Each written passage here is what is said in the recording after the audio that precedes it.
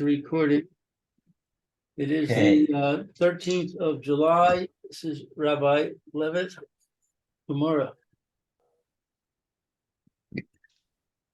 Okay, so the Kitzer, I'll first tell you where we're holding, and then I'll try to explain what give us a background so that we can continue with ease. We are holding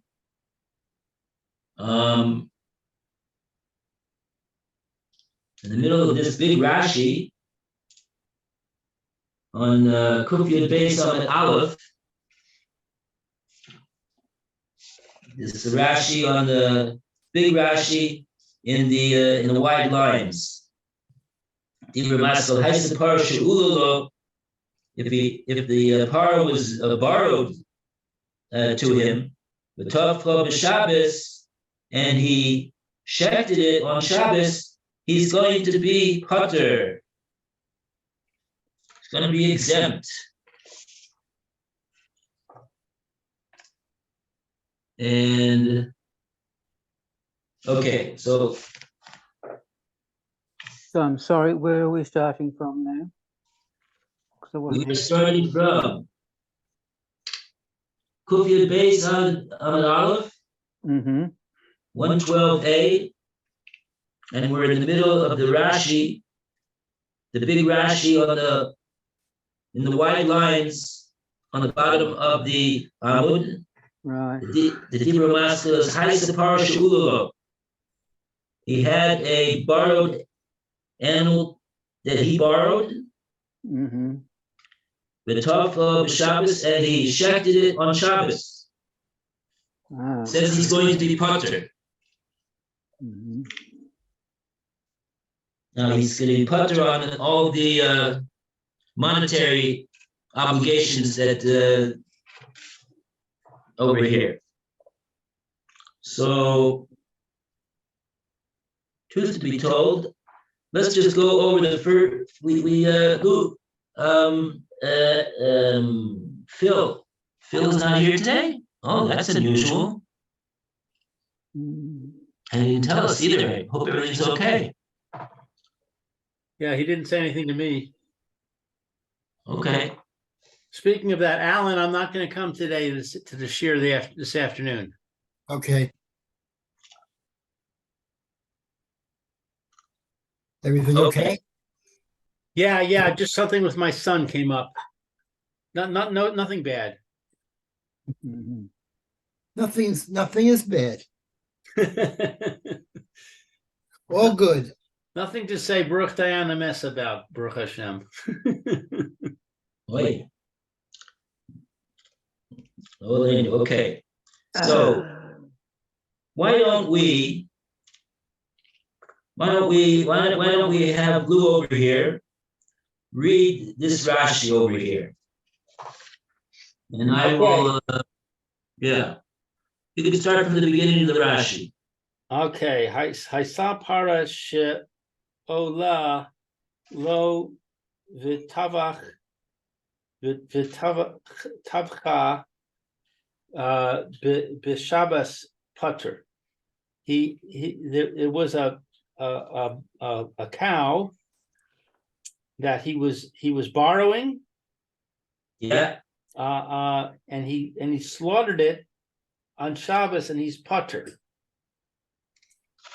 Min hakol. It's a run-on Rashi. He's pater from everything. Delo amrinan. We do not say mishas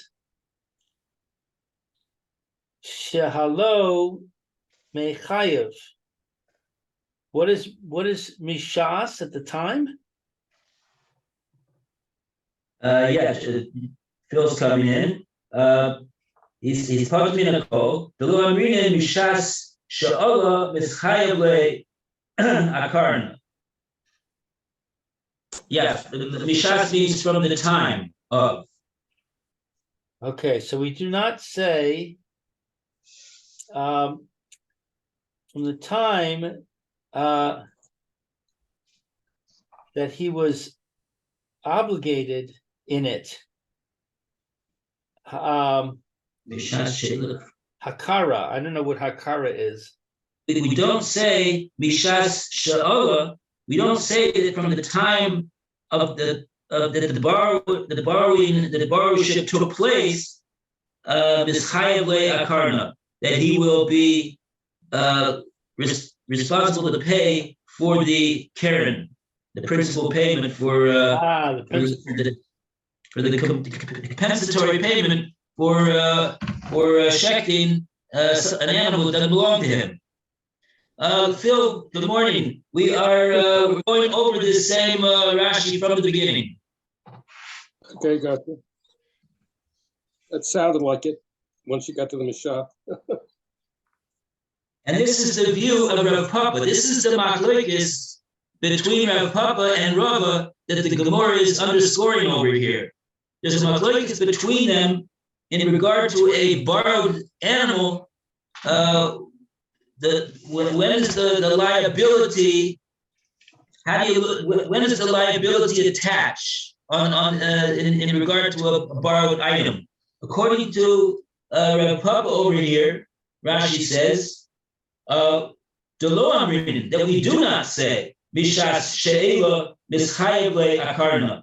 We do not say that from the time that the borrowership began, we go back to then, retroactively, so to speak, and say that one who borrowed it will be chayev for the fallouts that happened to the animal later on. Like in the case that we had from Rava. Rava said that when the sons inherited the borrowed animal from the father, they can continue to have the enjoyment of borrowing the animal. But if the animal dies, so then they're going to be exempt. So why are they going to be exempt? Because Rava holds that you look at the responsibility, it goes on the one who at the time of the borrowing goes back to him, and so he's no longer the father. That was the father. The father was the one that borrowed it. He's no longer here. But Rav Papa doesn't. So therefore, the sons are putter. They were not the ones that borrowed it.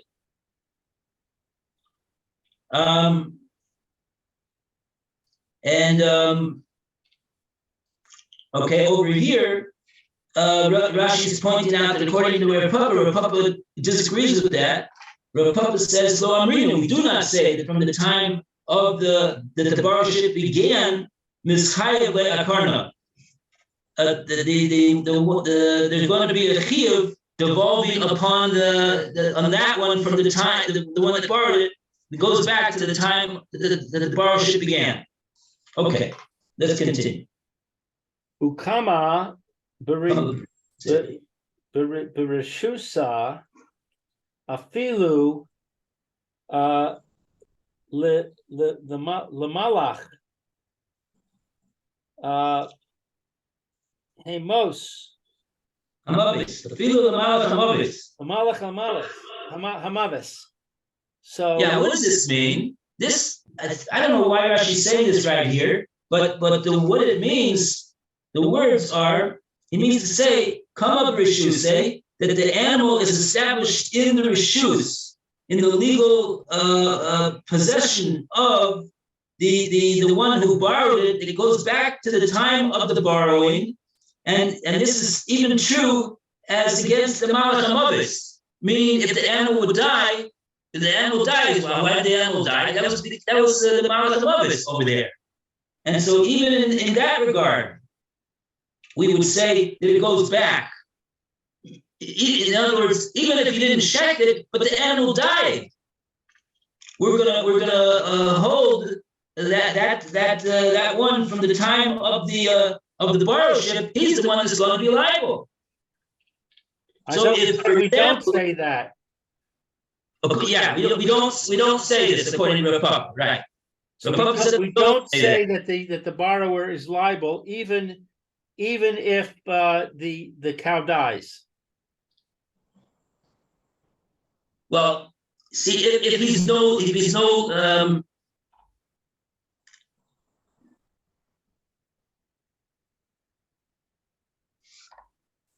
Yeah, in other words, when do we say his liability attaches, the borrower's liability attaches? It attaches, next three words, Ella, Ella b'shas tevicha.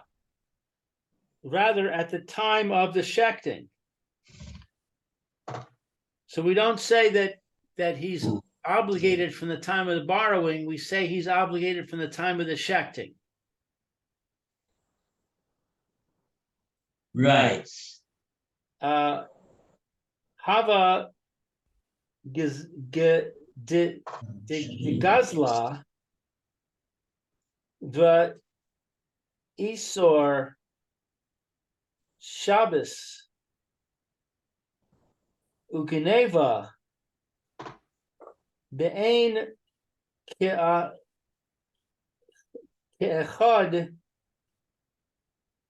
the Niftar Min HaKaren.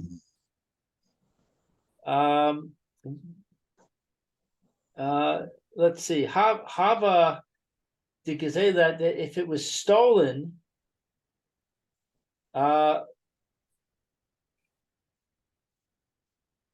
it's a violation of Shabbos. He's saying, And as opposed to, together.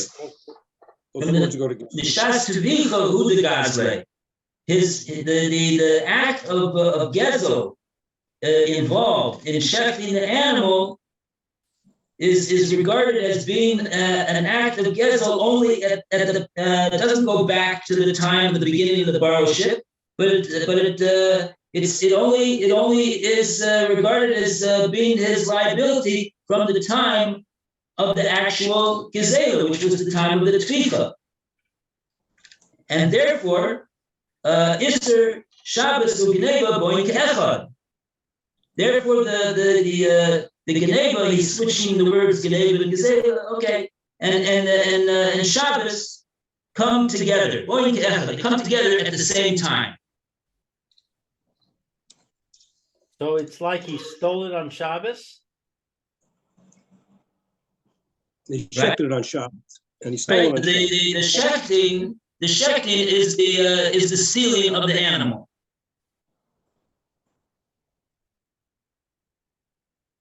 Okay, so does that mean it's saying it's like he stole it on Shabbos? Right. That's what Rashi's saying. The Geneva and Shabbos, the violation of shechting it, which is the violation of Shabbos, the malach of Shabbos of Shechita, which Chaim Mesa for, and the prohibition against the stealing and the liability for being a thief, to have to pay the Karen, that obligation accrued also on Shabbos. Boin Ke'echad, they came together as one on Shabbos, and so now you have the din of Kimlei B'Rabbi applies in this case. That he's only going to be subject to the more serious obligation. Okay, so Viniftar means and it died. And he's exempt. And he putter, puts putter. He's putter from paying. Unepatar mean HaKaren. He's putter from the Karen. Mishum Dikamle. Because it got up for him? Because that lesser obligation, the Kimle, that it stood up literally, B'Rabbi. Oh, no. This is the way you explain it. The Kimle, we established to him B'Rabbi. The obligation is only from the greater obligation, from the more weighty obligation. We established to him that he's only required to be subject to the greater obligation of being Chayav Misa for violating Shabbos, and he's going to be exempt of the lesser obligation that he had upon him of having of paying for the Karen for the gezel that he did, because that's the principle of Kim Levitt Rabamine, that if he's liable for gezel on Shabbos, and he also is liable for doing a malacha on Shabbos, he's only going to be subject to the onish for the violation of Shabbos, and he's going to be exempt from the lesser obligation of paying for the gezel. So when it says in the Dibur Maskil that he's putter, it's saying he's putter from paying, but not from being liable for the death penalty. Right. Correct. Well, the death penalty is the key. Is when you have two penalties, you always get the greater of the two. That's the problem in rape. And the death penalty is a greater penalty than because he's subject to the death penalty because of breaking Shabbos. And the owner of the cow has got no recourse. Wait. Excuse me, I have to go for a minute.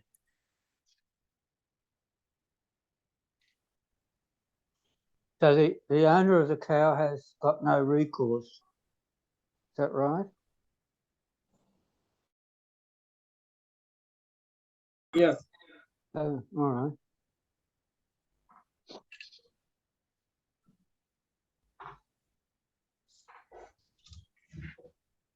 Yeah, the person that gazeled it over here by checking it, he's exempt on the Karen. So he's not going to get paid. The owner of the cow, he's not going to get paid Karen. Correct.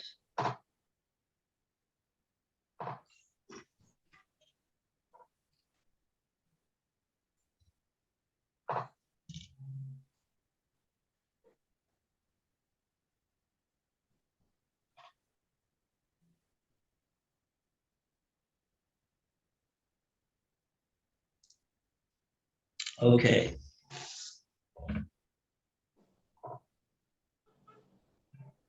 Okay, so now we continue with aval. So that's the case that we said so far, and now we go to aval. But I just want to check a nimsa shehu asbo ganva.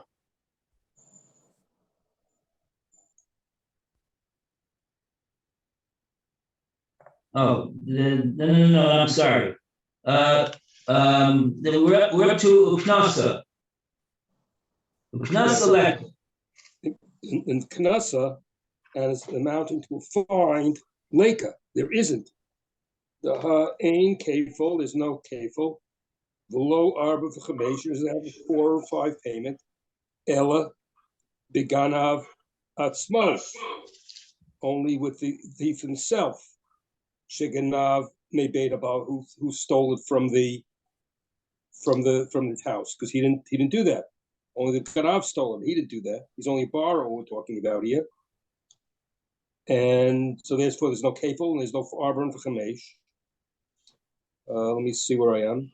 Oh, the shomer chinan, or whether he was a that works not only just for a borrower but also for a somebody who did him a favor, a shomer chinam, somebody who watched it, an unpaid watchman, so to speak. He did it just as for him. Haba lipatar atzmo, that comes to exempt himself. Gitanas geneva, with from a claim of theft. Aval shoel, but a borrower, the nosei sechar, and someone who's a paid watchman, the socher, and a renter rented the property. She'ein yicholim liper, that they're not able to. Did I skip a line on that? She'ein yochel with the claim of a ganav. Ein behem kefil. There's no kefil to them. Keda amar, we said bekama, that like we said bekama duchte.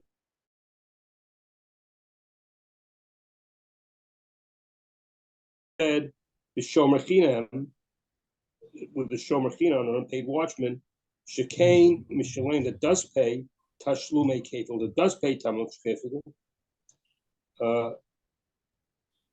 Ta'amar b'shomer sacha, like what we say with a shomer sacher.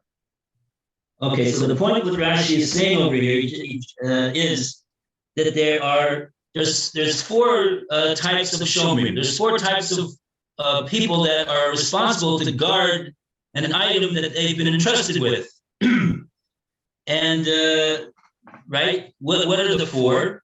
Somebody who's borrowing it, somebody who's renting it, and somebody who's watching it, and whether he's paid for the watching or whether he's not paid for the watching. These are your Dalit Shomrim. Dalit Shomrim. They have an obligation to take care that nothing happens to they don't do anything that causes the animal to get injured or lost.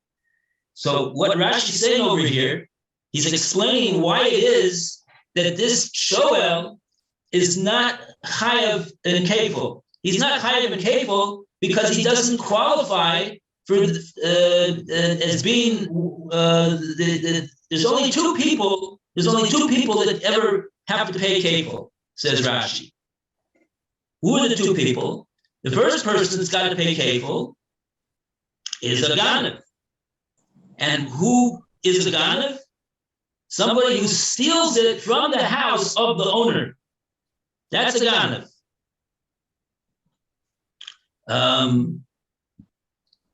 Yeah.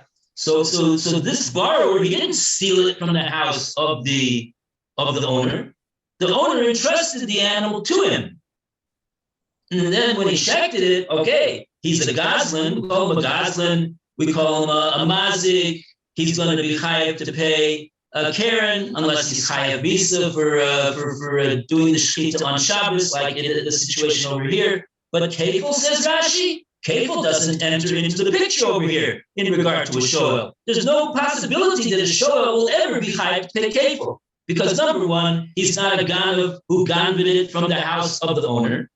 And then Rashi says the other case where somebody could be chayav for kefil. What's that case? Of these Dalit Shomrim, one of them could also end up paying kefil. Who's that one? A shomer chinam. Why a shomer chinam? Because the shomer chinam, he could pater himself with a claim that, oi, you want to know where your animal was? It got stolen. It was stolen from me, right? And then the Eidim come and they the Eidim come and say, oh no, it wasn't stolen. You know where it is? It's in this shomer's backyard. So that shomer, we learned this previously in the last 10 blot. Rashi's chazing it over here for us, that then in that circumstance, he, the shomer chinam, will have to pay kefil, because this is what's called a toan tanis ganav. He made a taina in defense of not giving back the animal that he was entrusted with by saying it was ganved from me. And then we found out that he was lying. So in that case, he pays kefil. And I'm just thinking right now, it could be that in order to incur the chiyuv to pay kefil, it could be, if I'm not mistaken, that he has to swear to it. I don't remember 100%, but I think not.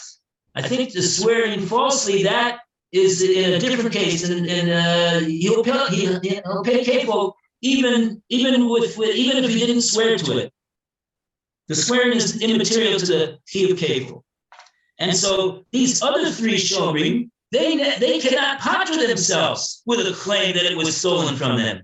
A shoel, a borrower, he can't. If the guy comes and says, "Where's the animal that I lent you?" He can't say, "Oh, it was stolen." You know what we say to him? So pay for it. and also a shomer safar, somebody who's getting paid to watch it. He can't get out. He can't exempt himself by making a claim that it was stolen from him. He'll be liable to pay for the animal. And so too with what's the other guy? A renter also. They cannot exempt themselves with a claim that it was stolen from them. So only this one, the Shomer Chinam, he could make a claim like that, and he could exempt himself, unless it turns out that he has it in his backyard, in which case he's going to be charged with kefil. But therefore, Rashi, after this long explanation, is showing us that the kefil.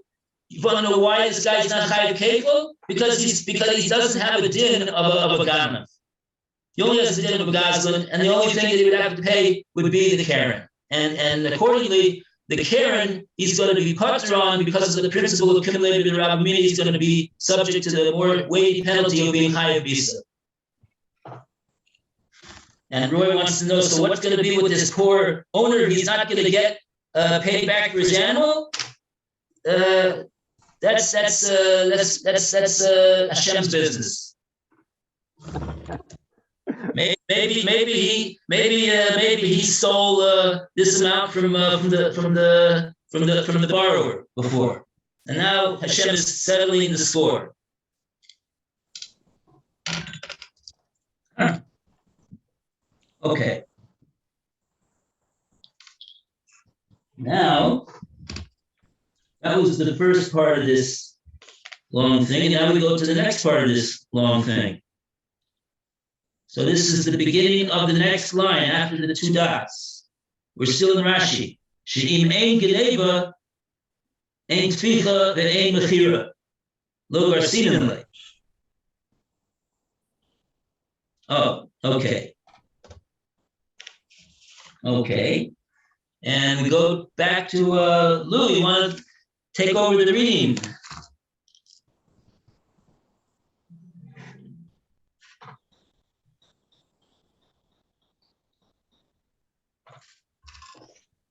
This is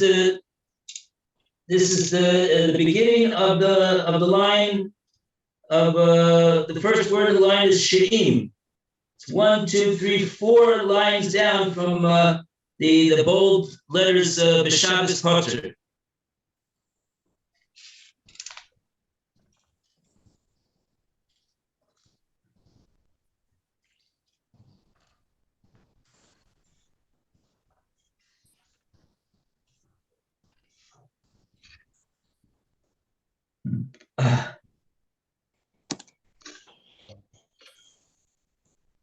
She'im ein geneva, ein tevicha, but ein mechira. Lo garsinim le, says Rashi.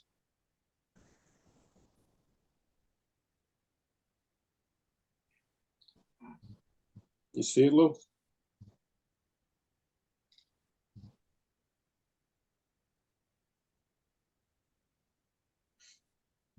Four lines down from the bold letters, the bold words, the words in bold, the Shabbos Potter. First word of the line is she'im.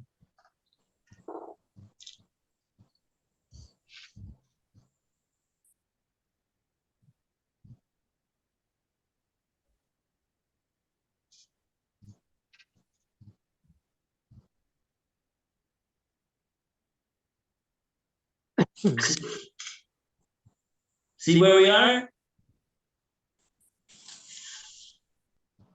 I'm not sure Lou is up. But, Lou, would you like to read? You want me to read? we've been waiting for Yeah. it. I'm sorry. I'm sorry. I got called away. All right. I see where you are. If it's not theft, and it's not a shchita, and it's not mechira is what selling. Yeah. It's not I don't know what garas is.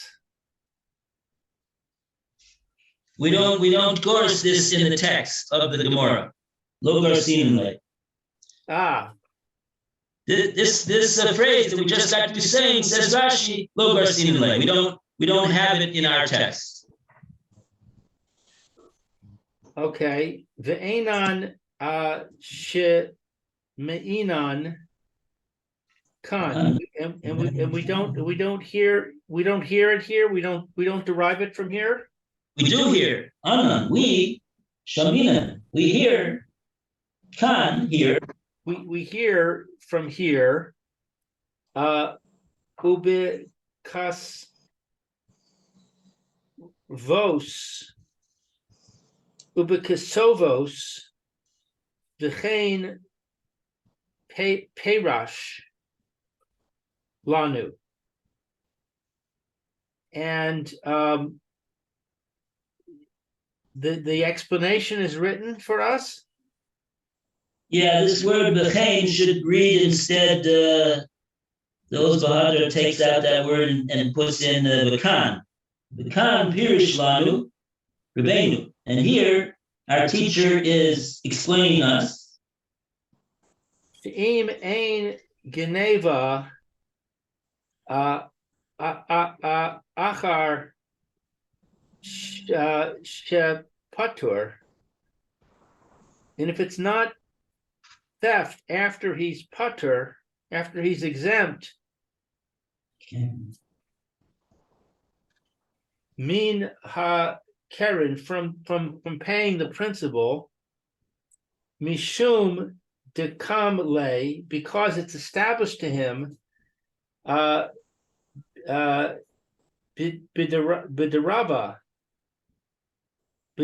mina,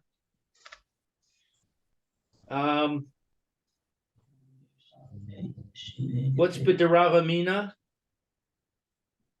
That's the principle that come lay, it's established to him only the obligation of the greater penalty. The greater penalty. That's right. So because he's chayav misa, he's not chayav to pay. Ein tavicha kanas. We don't find him for shechting. Nami also lo mishalem. He doesn't pay for afal gav, and even though the chidush who, even though this is a chiddush and this is a novelty, the ein misa poterchu hacha. He's not exempt from misa. He's not exempt from the death penalty. Oh, the misa will not pater him here from the penalty payments, even though generally the obligation of misa will not exempt him from a chiddush of the Torah, which a penalty is regarded as a chiddush of the Torah, and so that would include not being exempt for Dal Behe, but over here, Hacha, the Leka Karen, here there's no Karen payment that's made because of Kimle B'Drabamine. Then he's pater. The tashlume, he's pater from paying arba'a v'chamisha, 4 or 5. Because normally when you shecht an animal that you've stolen, you have to pay 4 or 5. But he's pater from that because he's chayav misa. Amar Rachmana, according to what Hashem says, below tashlume gimel v'dalet, and he doesn't pay 3 or 4. V'chi midalas mehacha karna havu lehu gimel lizain v'dalid.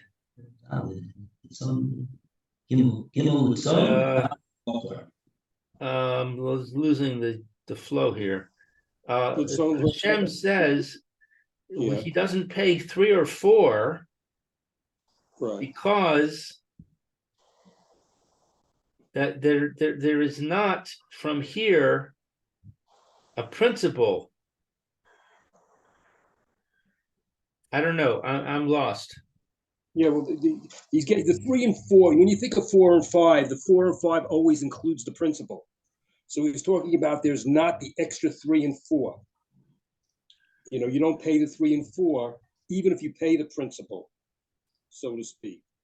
Which is, then it goes on what it is, Havi Lahu, Gimel its own. It's 3 for something from the flock, Vidal and Labakar, and it's 4 for something from the herd.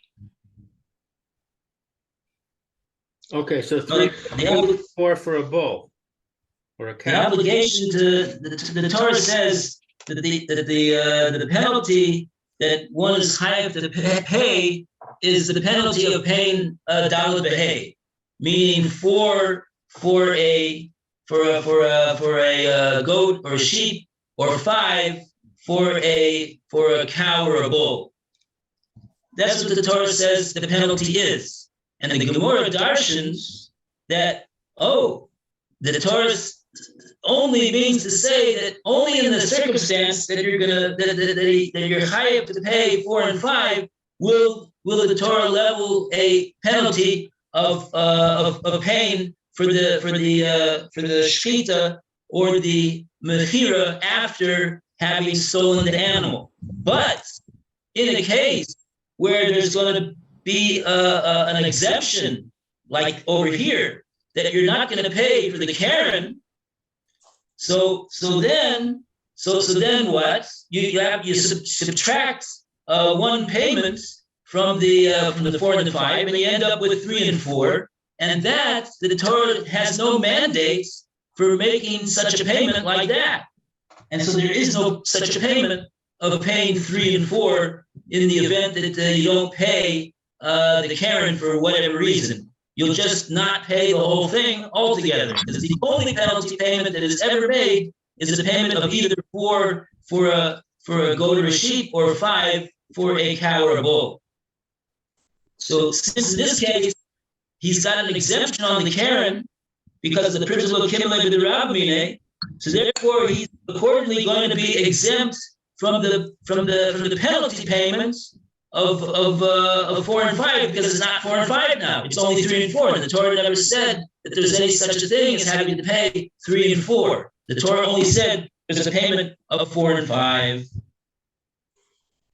And that's even though we generally say that when it comes to paying for a penalty, a person could be subject to a death penalty and also to paying a penalty, because the penalty is the chiddush that the Torah was mechadish, and therefore we say that that's something that the Torah wants to impose, even if he's got a more weighty penalty as well. But over here, it won't come out because it's not 4 and 5. And now, Okay. how much time do we have? No time.